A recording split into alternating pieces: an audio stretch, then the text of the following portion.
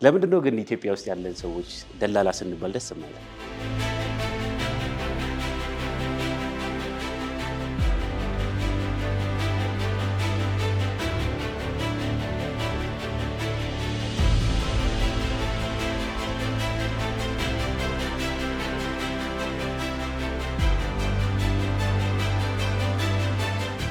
የኛ ስራ ታውቃላችሁ ምንድን ነው?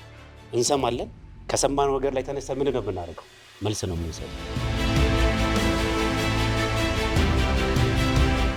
ሰው ግን ያው ሁሌም ያሰብከው ነገር ይሆናል ማለት ነው።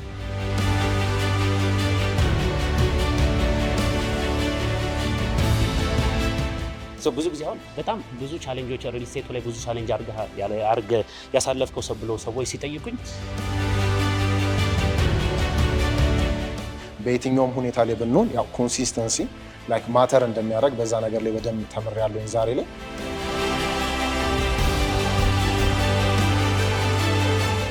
ፋሪስም ጥሩ የስራ ልምዱን የህይወት ተሞክሮን ጥሩ በሚባል መልኩ በደንብ አጋርቶናል። በጣም ብዙ ነገሮች ልቤ ላይ ቀርቷል።